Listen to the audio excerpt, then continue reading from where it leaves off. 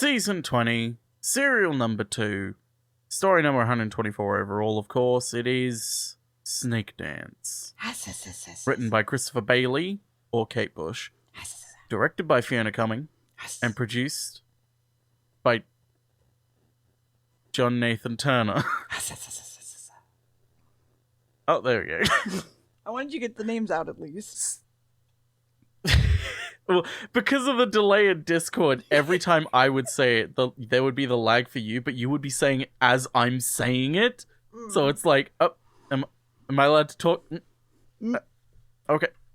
Well, what happens in Snakedance, do you? There's a man. Okay, so bear with me because Google Docs was not working at first. There's a man in a desert. It looks like the never-ending story, and he's vibing with a blue gym. Tegan's asleep in the TARDIS. Nyssa has a new dress. Princess's new outfit is kind of weird. She's reading a book about the next planet they're going, and they can breathe on it, which is good. Also, it's a colony that had some previous empires on it that were destroyed. Tegan has set the coordinates, which isn't good, but she's woken up from her scary nightmare. And then there's men walking downstairs in robes in another room that isn't the TARDIS. We stare at a snake with a blue gem for a bit, and then we cut back to Tegan, and she has had a bad dream that happened before. That was weird. It was a scary dream, but it also wasn't a dream. And it's like, wait, where, Tegan? Talk to us. Tell us. What do you remember? And she tries to think really hard and somehow kind of knows where the planet they're on. And they're like, you remember the Samarans? Because I don't. Go back to the Roby people chanting generally about things and stuff. Also, the Morrow's something. I wish I remembered what that was. I remembered it eventually. It's the snake that took over Tegan. Some people think the Morrow would really return back to the main desert for a split second, and the Doctor is back. We gotta hypnotize Tegan and figure out what her dreams were about, and the Mara are still in Tegan's brain. We gotta put some headphones on her, put in the Apple AirPods, and listen to me recording myself farting. Yep. You gonna explain that one? So no, you're gonna explain that one? I'm trying to. So they, oh fuck. So, god damn it. They were talking about like putting like this cassette player on Tegan, and I made the comment of, since Tegan can't hear anything, it's just a recording of like fart noises of going, and we just started fucking doing that for like 5 minutes every time Tegan was like shown with her fucking headphones. The commentary is worth listening to if you've never listened to it before, chat. Oh, I am tired. Wow. I see how it is. Okay, well, podcast listener, anyway, rogue people are still chatting about life and truth and the Mara, and about how some savage people used live snakes and dancing, and then a man in pink and black shows up and asks if they're ready to do a thing. The blue crystal snake, by the way, is a gift, and the boy is like, cool, it's invaluable, here, catch it, and throws it. Please remember that one time you were taken over by a snake, and I threw an apple at someone, Tegan. Okay, go deeper, think about things. Tegan now thinks about being 6 years old and having tea. And Tegan's like, I don't want to go. And the Doctor's like, do it anyway, bitch. Cut to a marketplace with people selling stuff and things and talking about the Mara. The Doctor's like, I promise you're safe, Tegan, go. Then we're in the snake cave. Inside Tegan's mind snake cave is something bad. And she's like, I don't want to look at it. And then she makes a fun voice that says, go away. And at the market, one boy is like, hi, do you know who I am? Do you know who I am? What's that box, huh? You fucking peasant. And then they just kind of continue on their way, ignoring the man with the House of Mirrors. The Mara was speaking through Tegan, and the Doctor has charged the iPod. And the TARDIS has landed. Apparently Tegan isn't going to hear shit, so we all got to walk together, and Princess has got a leader. So, you're just saying, he's charged the iPod. You're not even explaining what the iPod is? The iPod basically makes it so the Mara don't take her over. Basically. Okay, cool. Now you've explained it. Yeah. Because the way you just said that was just like, we're landing. By the way, the Doctor charged the iPod, and now we're moving on. Yes. So into the cave system goes the prince, and etc., and they just kind of yell hello into it, like, really disrespectfully. Princess is trying to talk to Tegan. Tegan is on fucking acid. But they want to go into the cave. Cut to the cave with Prince Guy learning about all the hieroglyphs here. He wants to specifically learn about the return of the Mara. The main dude is like, no, that's all nonsense. No, they're not going to return, silly. And the crew stops, and Tegan is freaked the fuck out about going inside, and they, like, want to drag her in, and she has a PTSD. Tegan's not going in the cave. Doctor goes in alone. Meanwhile, the rich people are talking about a man talking to a man about ancient stuff and continue into the Chamber of Mara. The weird giant crystal was removed, by the way. It was blue. Don't worry about it. We've not seen any blue crystals around. The Doctor, meanwhile, has caught up, and they're talking about fucking snake ruins. And then he's like, hey, the Mara are real? And then he gets captured, and they're like, what the fuck? Meanwhile, Tegan is freaked the fuck out by some snake toys and runs off. And then the prince dude is like, well, then we should listen to the Doctor, right? Not send him, off. And the prince is like, I want to hear him out. And the Doctor mentions Tegan and talks about everything that's happening. And Prince is like, uh-huh. And they're like, well, Tegan's right outside, but oh shit, she's not here. Well, fuck. She's fainted outside with the lady who is a triangle, by the way.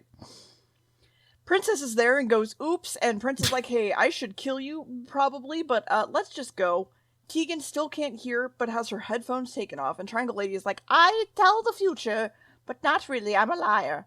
And Tegan's like, I'm confused about people, and look at your glass ball. Can you actually see the future? No? Okay. Tegan's having a time, gets taken over by the Mara, goes, hey, look at that ball. The Doctor's wondering why the fuck the Mara are coming back, and Tegan is like, look, lady, I'm gonna put a snake in your ball and make you fucking scream and make the ball explode.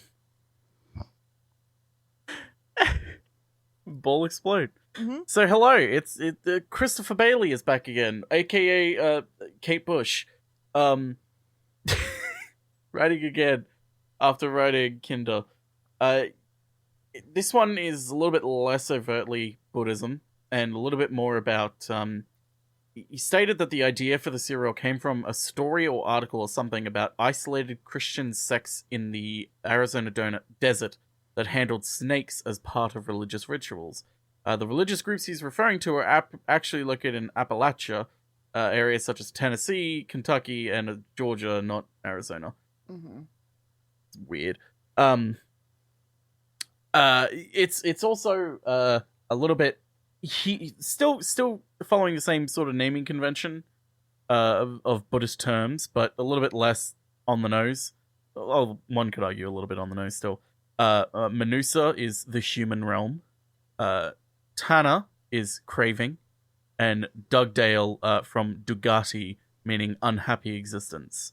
Dugdale being the man, the man who had the mirror shop, essentially. A lot of different sort of things. But also we have Cella, meaning apprentice, and is also a tie-in with another sort of influence on this, which is like British poems and stories about India, if that makes sense. Sort of like Rudyard Kipling, that sort of thing. Because it is kind of... There's kind of a miscommunication between the director and everyone about, like, we want, like, what it should look like. And they essentially went, oh, okay, so we're kind of going for, like, an Indian during colonial times look. And it's like, it's not really what they went for, but it is kind of a vibe that the show, that the episode does have. Like, it has the director and this sort of very clearly separated ruling class from the people, and the disdain that they kind of have for them, as well as the disdain for their rituals and spirituality, that sort of thing. But yeah, it's a little bit less on the nose, thankfully.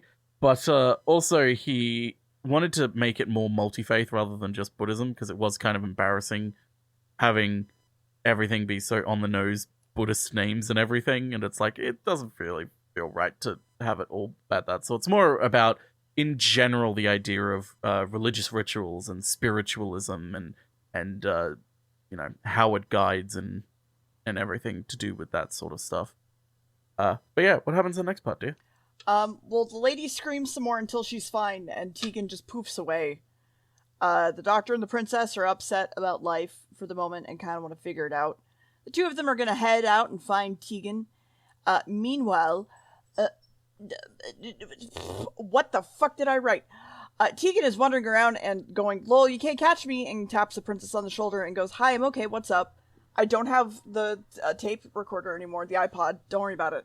And Tegan's like, I'm gonna hide from that lady, haha, I gave her a stroke.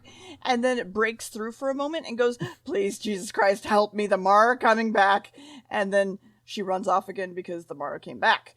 And then some smart men look at some rocks and are greeted by the doctor, by the way, and Tegan and the princess are running about. And there's gonna be a ceremony, by the way, that is like, woohoo, the Mara dead.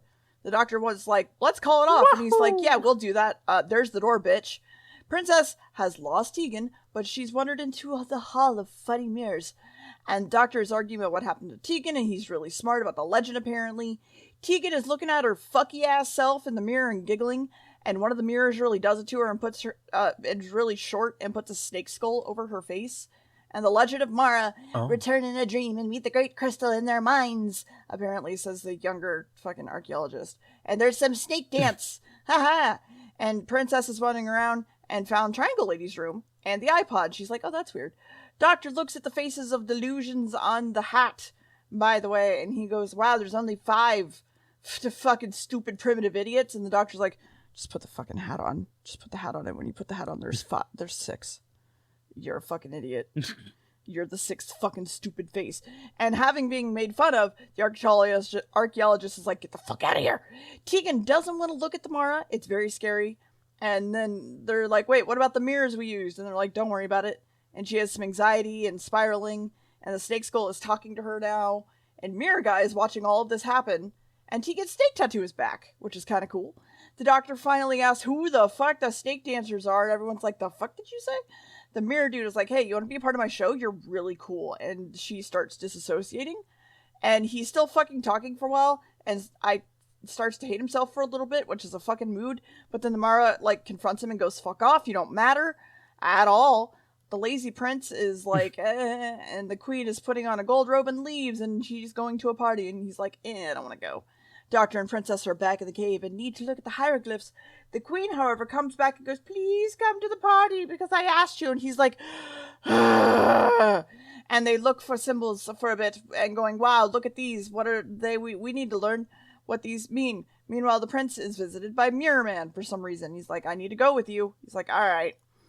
And yeah, princess calls the doctor over to the snake wall and goes, that's where the crystal probably goes, in that crystal-shaped hole.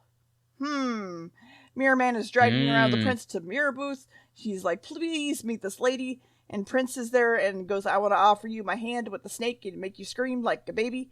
And then the crystal does some stuff and it amplifies to a spot that we don't know yet. And wow, I wonder how we should go back to that dude with the ancient shit who's tried to get some ass with the queen. Meanwhile, the Mara, and now in the prince as well, the Mara are now in the prince as well.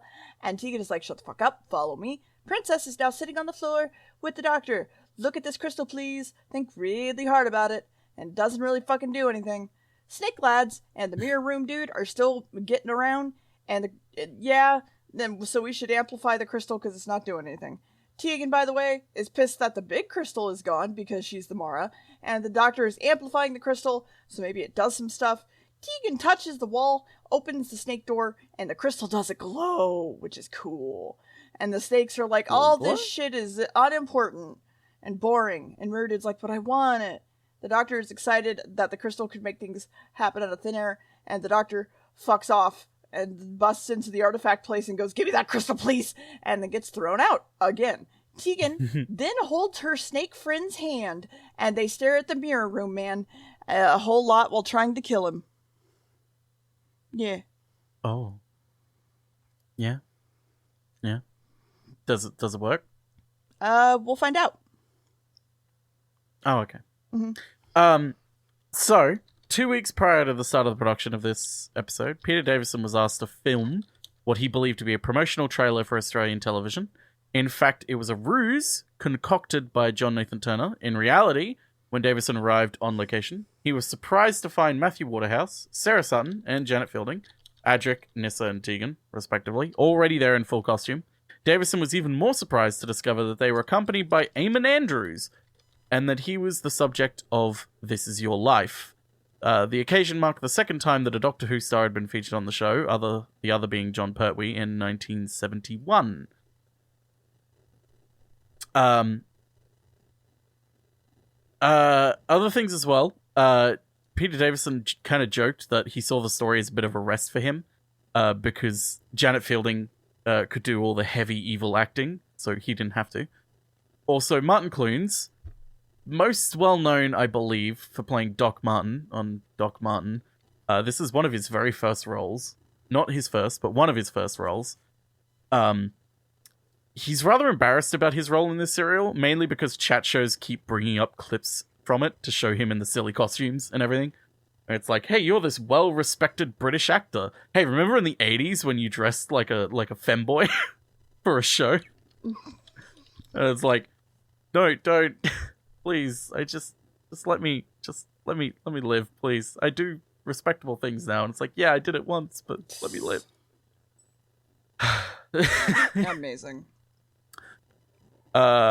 Also, Sarah Sutton and Janet Fielding disliked their costumes, with Sutton going so far as to say that they made her look fat, apparently. Peter Davison joked on the DVD commentary that it looks worse than Colin Baker's costume, which I don't agree. I think the bottom half is a bit not great, but I think the shirt that she's wearing is pretty good. But, yeah, what happens in the next There are some outfit choices in this episode. There are, and as the 80s go by, we get some more and more 80s outfits. Like, we barely started, dear.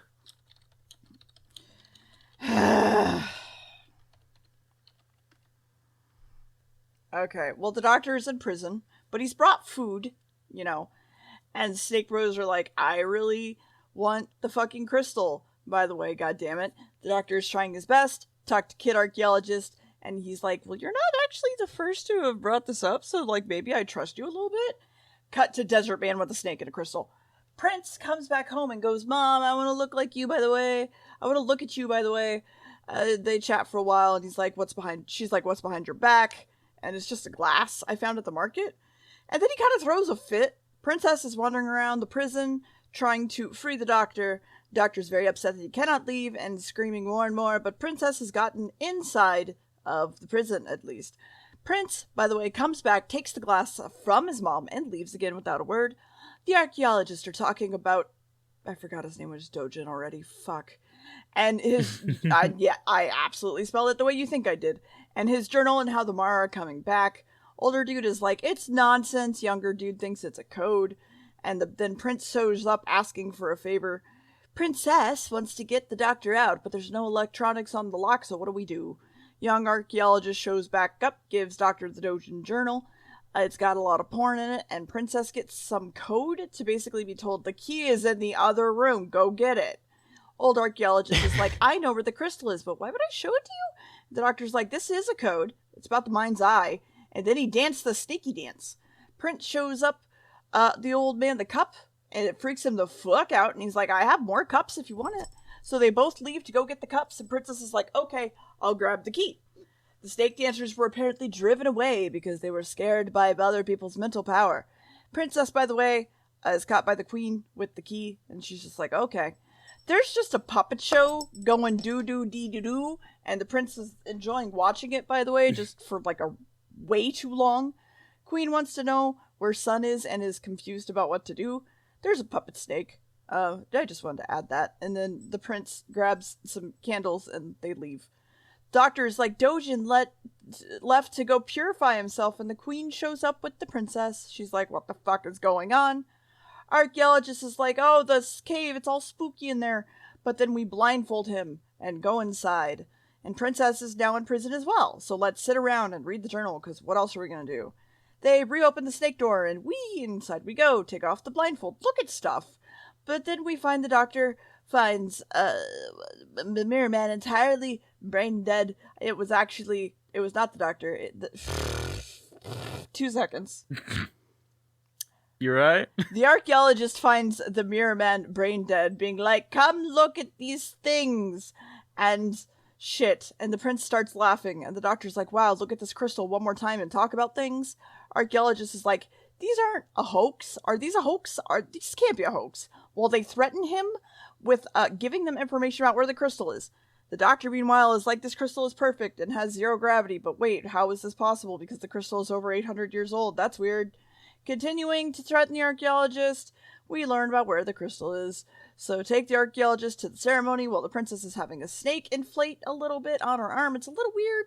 The doctor admits to knowing some stuff, so we just gotta sit and wait it out. The queen is just chatting about her son, and then he shows up and goes, hi, with the archaeologist dude looking like a fucking walk of shame. The archaeologist starts to spew shit about the Mara, and youngest dude's like, that's kind of forbidden, my dude. Prince is like, I'm a fucking pussy-ass bitch, and then we all go get the crystal, because we really want the crystal. Yeah. Prince is like, oh, he took the key, and cut to the doctor and the princess being free, by the way, because the young archaeologist ran off, and the doctor's then caught and put to sword point, so I guess they're gonna die. Yep, yeah. They're all gonna die. Something that's interesting to look at is this season is like very determined to sort of reintroduce and look back at elements from the series past. And the writer seems to arrive at a complete accident back at something like Planet of the Spiders, which is the Buddhist episode about, the using a crystal to summon, an evil being that is basically just an animal on Earth. He's got the sort of advantage, though, because when Barry Letts tried to turn the program into a series of Buddhist folk tales back in the mid-70s, Doctor Who was more closely linked to two-fisted action TV than any other point in its history at that time. Because it was very violent, and it was very much criticized as such. But the 80s series is much more laid-back kind of affair. The 70s was all about like car chases and explosions and everything, but the 80s is more sort of a little bit more laid back and refined in its approach. John Nathan Turner's, remember the whole John Nathan Turner's era of the show began with 90 seconds of deck chairs, and then Logopolis shows the universe ending with a whimper rather than a bang. So the Doctor defeats the Mara by going into its chamber and meditating at it, ultimately killing it by closing his eyes and ignoring its influence. Considering how many times the 70s program gets rid of a threat or an inconvenient loose end by blowing it up, you realize what's changed. One of the themes more explicit here is, the problem of knowing too much. Sort of knowledge has always been a difficult sort of area in Doctor Who, because humanity's need for scientific investigation always results in people creating monsters or releasing primordial slime from, the dawn of the Earth, or that sort of thing. But at the same time, the series has traditionally depended on the Doctor methodically figuring out how the worlds he visits are supposed to work, and then, resolving it all. Snakedance seems to gel with certain ongoing concerns of the series without apparently meaning to. We're sort of told the Mara was released into the physical universe because of the Menusan greed for knowledge, mirroring the greed for knowledge for which the Doctor himself faces up to in the Planet of the Spiders, as well as the death by curiosity, which, we might see soon with Doctor's death. What's important to note, though, is that the Menusan's desire for self-knowledge gave rise to the Mara. It's not really like a Frankenstein scenario where it's science gets its back broken by human curiosity. It's more like the Garden of Eden sort of thing. Of we have all this knowledge, and then it's oh, we've made a terrible idea here. What we've done, Icarus, we've gone too close to the sun. Unintended consequences, that sort of thing. It's also the Menusans simply doom themselves to coming to understand what lives in the dark places of the inside, which makes it a lot closer to Buddhism than Christianity. And the Mara's darkness is more an initiation rather than a curse, something you have to get through finding inner balance rather than something that forces you to live in original sin. The message here isn't that it's bad to explore because it might release monsters, but that it's necessary to realize that monsters... it's necessary to realize what these... have them realize in order to become whole.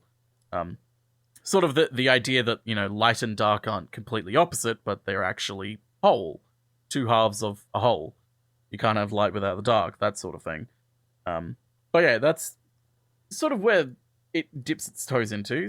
But how does the ceremony go in the final episode, since everyone's dead, dear? Well, of course, because everyone's dead. It just goes and there's like a hiss. Oh, okay. Yeah. But the queen actually stopped it because she's like, you're fucking stupid. By the way, here's that great crystal. It's in a box. Tegan now has a real-ass snake that she's freaking out Mirror with. The doctor is entitled to just chat and give his side. Fuck, sorry. Why are we putting the crystal back, though? That's weird. That's never happened before. Prince keeps going, why are you assassinating me, though, even though they're not doing that. Also, hey, look, the prince has a mark of Mara, so where the fuck is Tegan? Your son is evil, don't you see? The queen's like, how fucking dare you? Get the fuck out of here. Dare you? Okay, well, let's see the Great Crystal for a second, I guess. And in that moment, the doctor books it. By the way, the Great Crystal is blue and out of the box now, and the doctor got away. Queen overhears the whole arrangement with the archaeologist dude. She's like, what the fuck are you doing? Suddenly, a man jumps out and is like, give me a coin because reasons. Or I'm going to put water on your head. So they do, and they leave. Like, cool. Then there's a parade, and we gotta find Dojin, and Queen is like, let me see your arm, and freaks the fuck out at the snake. The parade is happening, and the doctor is over at a snake cave, so we gotta destroy the Mara somehow. We gotta use the necklace to find Dojin, and, scour the internet. The costume is brought back for the prince when they destroyed the Mara that one time. It's a perfect replica. The Queen is disassociating in the corner.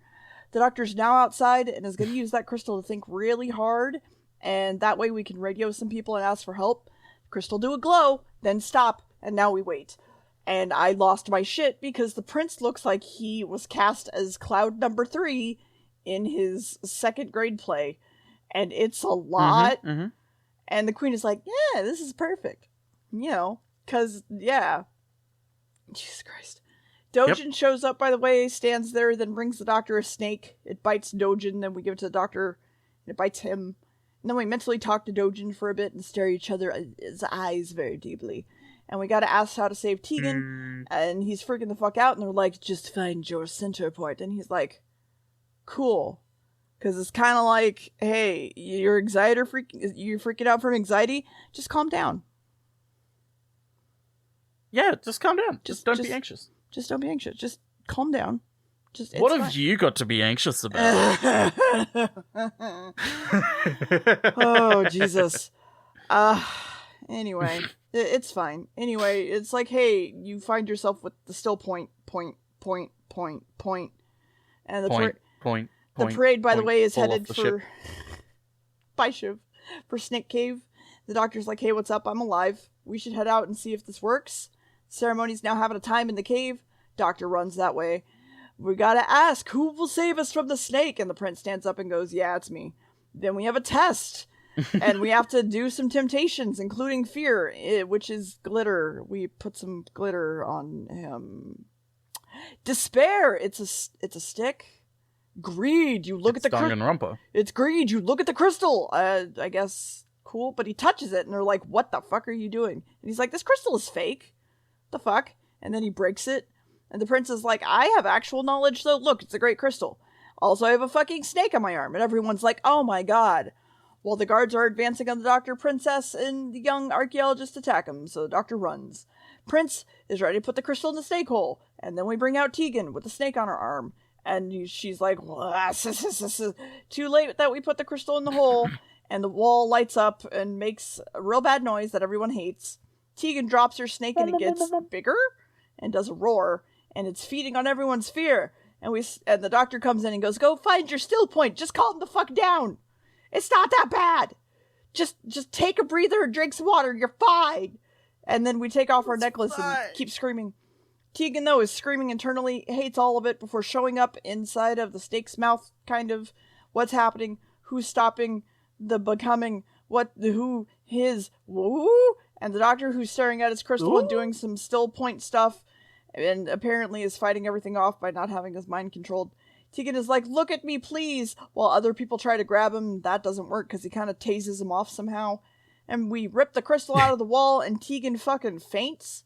Also, the snake dies and has some goo coming out of it and everyone kind of wakes up.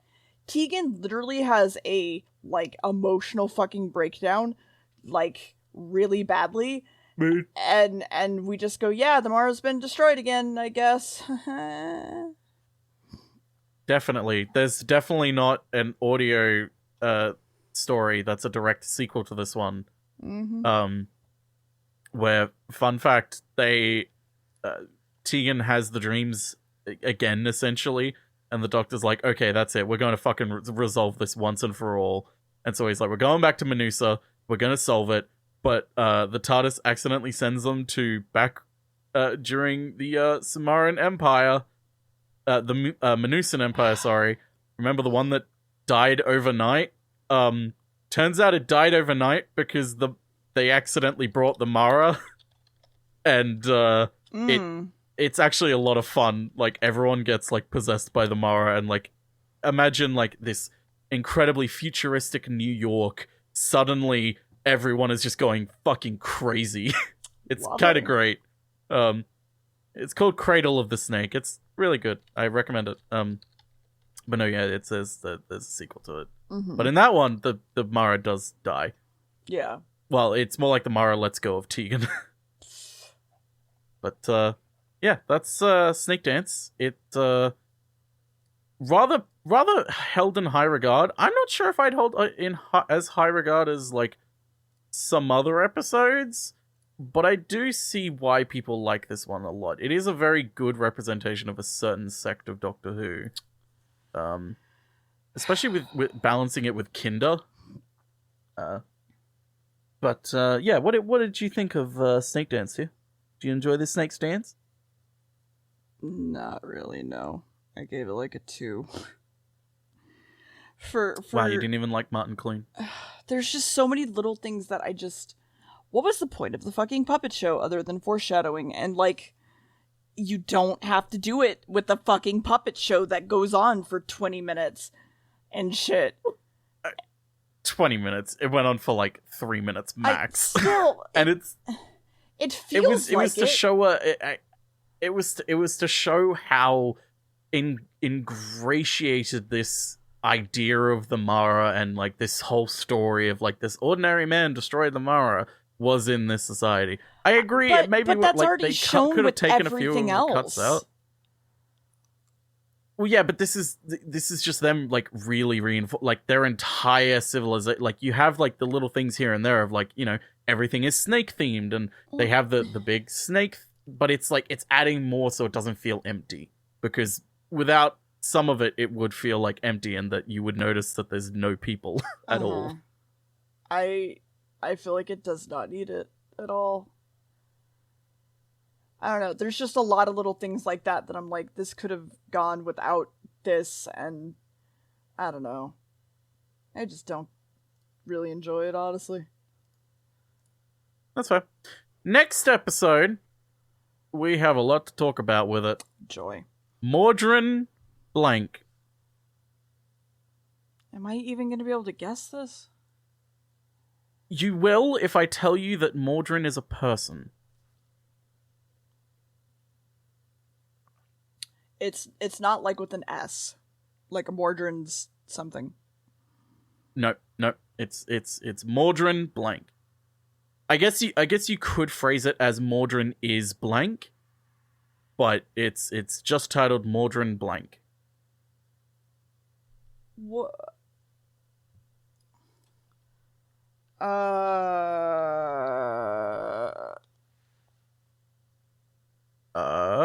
Evil? Kinda. Kind of. I will give you one clue. Uh-huh. Zombie. I'm not clarifying, that's it. Undead. Mordrin undead. Okay. Mordrin undead. We get to talk about the unit dating controversy, dear. What? Because this is the episode that really fucking kicked it all off. Okay. Because a lot happens. A lot happens in this one. They try to fix a problem, and they ended up... You know how when, like you're very carefully trying to hammer a nail in, so you, like, hold the hammer, and then you accidentally hit too hard and you punch a hole in the wall? Mm-hmm. That's exactly what they did with this episode. Mordred undead. See you next episode. Whee!